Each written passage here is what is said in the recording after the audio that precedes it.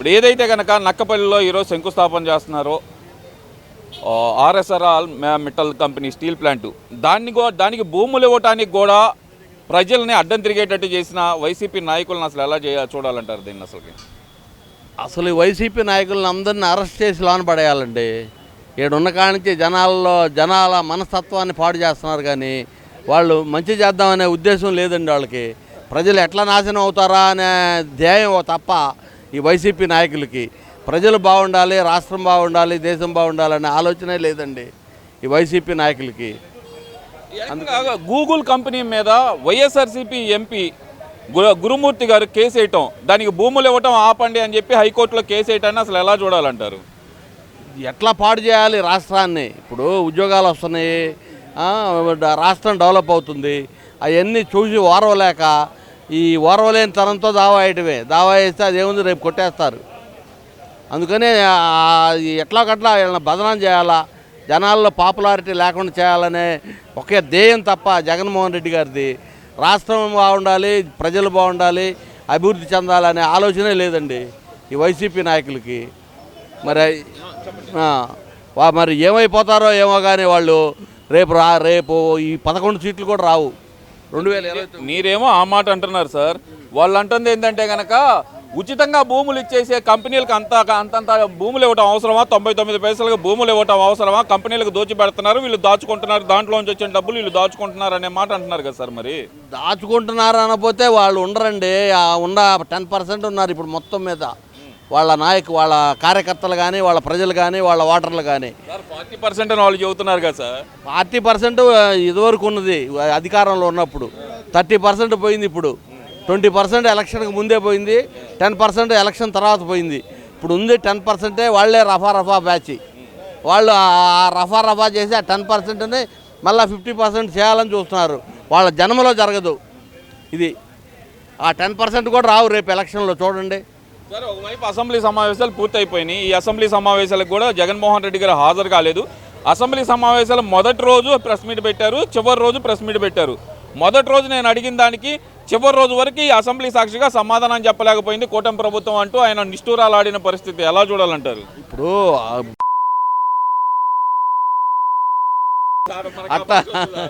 అట్లా అని నాశనం చేయడం తప్ప మంచి మాటలు అసలు రావండి ఆయనకి. అసలు అసెంబ్లీకి వెళ్ళొచ్చు కదా, గెలిచాడు కదా, 11 మంది ఉన్నారు కదా, వెళ్ళిన కొరుకు తినరు కదా వాళ్ళు. మరి అసెంబ్లీకి వెళ్ళి అసెంబ్లీలో మాట్లాడొచ్చుగా, ఈ ప్రెస్ మీట్ ఏదో మరి బయట ఎందుకు చేయటం? మరి అసెంబ్లీకి వెళ్ళడమే చేతకానివాడు ఎదవా రాజీనామా చేయమనండి. ఇప్పుడు ఆ 11 కూడా రావు. మరి ఆయన దమ్ముంటే ఆ 11 సీట్లు రాజీనామా చేసి మళ్ళీ ఎలక్షన్ పెట్టమనండి. మళ్ళీ దమ్ముంటే వాళ్ళేమంటున్నారు, దమ్ముంటే ఈవీఎంలు కాకుండా బ్యాలెట్ మీద ఎలక్షన్కి వచ్చే దమ్ముందా మీకు అని అడుగుతున్నారు. అవును, మొన్న గెలిచింది ఈవీఎంల మీద కదా, ఆయనకి 151 సీట్లు వచ్చింది. ఈవీఎంలా ఓటర్లా? ఈవీఎంలేగా. మరి అప్పుడు వచ్చినాయి, ఇప్పుడు ఆడికి పోయినాయి. నువ్వు మంచోడు అయితే, వాడు మంచి పనులు చేసినట్టయితే వాడు ఉన్నట్టు 30 ఏళ్ళు ఉండేవాడు ముఖ్యమంత్రిగా. మరి ఈయన నాశనం చేయబట్టే రాష్ట్రాన్ని 11 సీట్లతో పోయాడు. ఈసారి ఆ 11 కూడా రావు, వాడు కూడా గెలవడు. చూడండి కావాలంటే.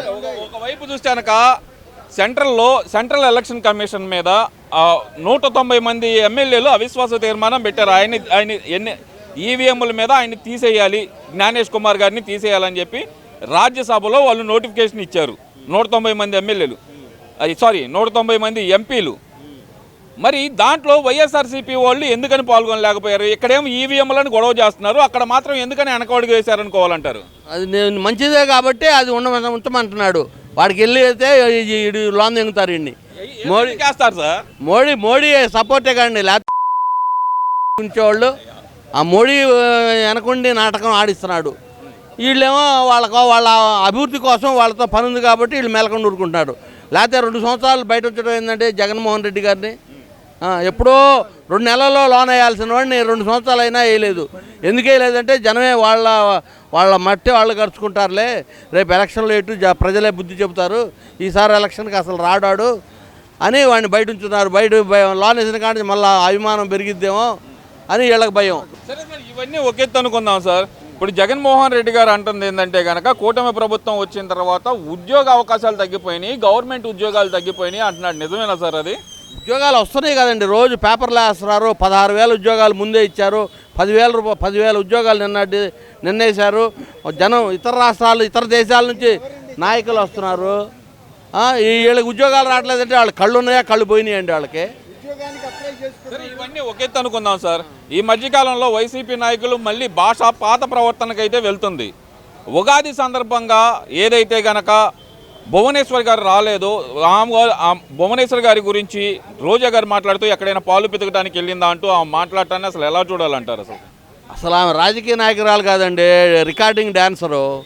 ఆ రికార్డింగ్ డాన్స్ని తీసుకొచ్చి నాయకులు రాజకీయ నాయకురాలను చేశారు.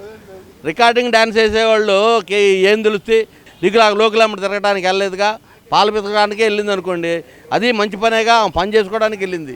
ఈమెలాగా పోరంబాగా తిరగడానికి వెళ్ళలేదుగా. వీళ్ళ నోరు ఎందుకని కంట్రోల్ కావట్లేదు అంటారు? మరి ఏడో సరైన చర్యలు తీసుకోవట్లేదండి కూటమి ప్రభుత్వం.